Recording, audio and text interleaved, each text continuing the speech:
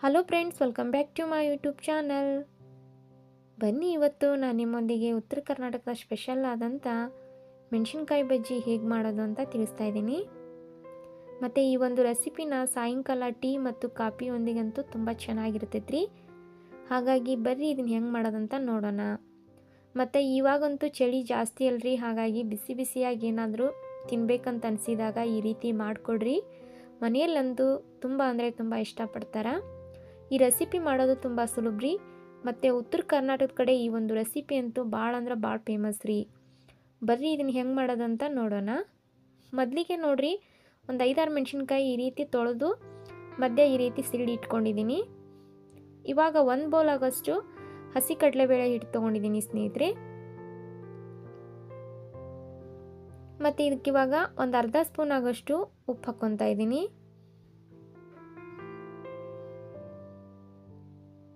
ಮತ್ತು 1 ಸ್ಪೂನ್ ಆಗೋಷ್ಟು ಅಚ್ಚ ಖಾರದ ಪುಡಿ ಹಾಕ್ಕೊತಾ ಇದ್ದೀನಿ. ಅಚ್ಚ ಖಾರದ ಪುಡಿ ಹಾಕೋದಿದ್ರೆ ಹಾಕ್ಬೋದು, ಇಲ್ಲಾಂದರೆ ಸ್ಕಿಪ್ ಮಾಡ್ಬೋದು ಸ್ನೇಹಿತರೆ. ಇವಾಗ ನೋಡಿರಿ, 1 ಸ್ಪೂನ್ ಆಗೋಷ್ಟು ಅಜ್ವಾನ, 1 ಸ್ಪೂನ್ ಆಗೋಷ್ಟು ಜೀರಿಗೆ ತೊಗೊಂಡಿದ್ದೀನಿ. ಎರಡೂ ಕೈಯಲ್ಲಿ ತಿಕ್ಕಿ ಹಾಕ್ಬೇಕ್ರಿ, ಅಂದರೆ ಟೇಸ್ಟು ತುಂಬ ಚೆನ್ನಾಗಿ ಬರ್ತವೆ ಮತ್ತು ಸುವಾಸನೆ ಅನ್ನೋದು ತುಂಬ ಚೆನ್ನಾಗಿರ್ತೈತೆ ರೀ.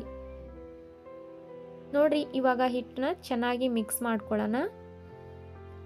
ಬರ್ರಿ ಇವಾಗ ಹಿಟ್ಟು ಕಲಸೋಣ. ಜಾಸ್ತಿ ನೀರು ಹಾಕಬೇಡ್ರಿ, ಯಾಕಂದ್ರೆ ಗಟ್ಟಿ ಆದ್ರೆ ಚೆನ್ನಾಗಿ ಬರೋದಿಲ್ಲ. ಒಂದು ಮೀಡಿಯಮ್ ಹದದಲ್ಲಿ ಹಿಟ್ಟಿರ್ಬೇಕ್ರಿ. ಜಾಸ್ತಿ ಗಟ್ಟಿನೂ ಇರಬಾರ್ದು, ಜಾಸ್ತಿ ತಿಳುವನೂ ಇರಬಾರ್ದು. ಮೀಡಿಯಮ್ ಹದದಲ್ಲಿ ಹಿಟ್ಟು ಕಲಸಿದ್ರೆ ನಮಗೆ ಮೆಣಸಿನ್ಕಾಯಿ ಬಜ್ಜಿ ಅನ್ನೋದು ತುಂಬ ಚೆನ್ನಾಗಿ ಬರ್ತಾವ್ರಿ. ನೋಡಿರಿ, ಇವಾಗ ಒಂದು ಚಿಟಿಕೆ ಆಗೋಷ್ಟು ಅಡುಗೆ ಸೋಡಾ ಸೇರಿಸ್ತಾ ಇದ್ದೀನಿ. ಅಡುಗೆ ಸೋಡಾ ಸೇರಿಸೋದ್ರಿಂದ ತುಂಬ ಕ್ರಿಸ್ಪಿಯಾಗಿ ಬರ್ತೈತ್ರಿ. ಹಾಗಾಗಿ ಬಜ್ಜಿ ಬೋಂಡಕ್ಕಂತೂ ಸೇರಿಸ್ತಾರ್ರಿ. ನೋಡಿರಿ, ಈ ಹದದಲ್ಲಿ ಹಿಟ್ಟಿದ್ರೆ ನಮ್ಗೆ ಮೆಣಸಿನ್ಕಾಯಿ ಬಜ್ಜಿ ಅನ್ನೋದು ಚೆನ್ನಾಗಿ ಬರ್ತಾವಂತ ಆತ್ರಿ. ಬರ್ರಿ ಇವಾಗ ನಿಮ್ಗೆ ಎಷ್ಟು ಮೆಣಸಿನ್ಕಾಯಿ ಬಜ್ಜಿ ಬೇಕೋ ಅಷ್ಟು ಮಾತ್ರ ಮೊದಲಿಗೆ ನಾವು ಹಿಟ್ಟಲ್ಲಿ ಹಾಕ್ಕೋಬೇಕಾಕತ್ರಿ. ಎಲ್ಲನೂ ಒಟ್ಟಿಗೆ ಮೆಣಸಿನ್ಕಾಯಿನ ಹಾಕ್ಕೋಬಾರ್ದ್ರಿ.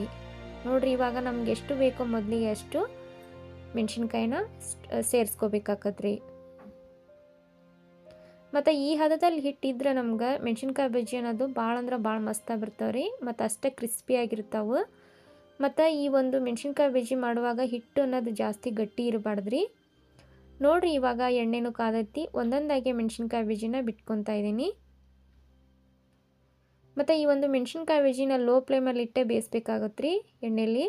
ಇಲ್ಲಾಂದ್ರೆ ಮೇಲ್ಗಡೆ ಬೇಯ್ದಂಗೆ ಇರ್ತಾವೆ, ಒಳಗಡೆ ಹಸಿ ಹಂಗೆ ಇರ್ತೈತೆ ರೀ ಹಿಟ್ಟಂತಂದು.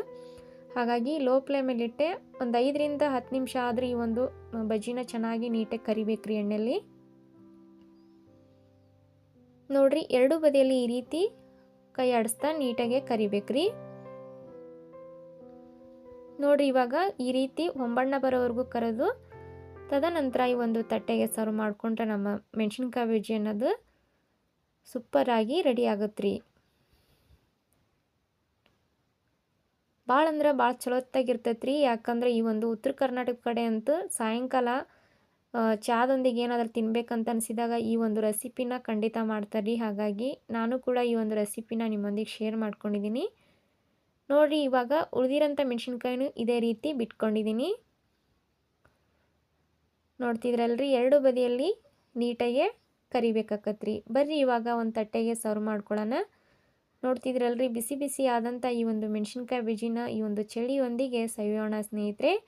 ಭಾಳ ಅಂದ್ರೆ ಭಾಳ ಮಸ್ತಾಗಿ ಬರ್ತಾವೆ. ನೀವು ಕೂಡ ಒಂದು ಸಲ ಆದರೂ ಮನೆಯಲ್ಲಿ ಟ್ರೈ ಮಾಡಿ ಸ್ನೇಹಿತರೆ. ಮತ್ತು ಯಾರೆಲ್ಲ ಹೊಸದಾಗಿ ನನ್ನ ಚಾನಲ್ ನೋಡ್ತಾ ಇದ್ರಿ, ಪ್ಲೀಸ್ ಸಬ್ಸ್ಕ್ರೈಬ್ ಮಾಡ್ಕೊಂಡು ನೋಡಿರಿ. ಹೀಗೆ ನನ್ನ ಚಾನಲ್ಗೆ ಸಪೋರ್ಟ್ ಮಾಡಿ. ಮತ್ತೆ ಸಿಗೋಣ ಹೊಸ ರೆಸಿಪಿ, ಹೊಸ ಮಾಹಿತಿಯೊಂದಿಗೆ. ಧನ್ಯವಾದಗಳು ಸ್ನೇಹಿತರೆ.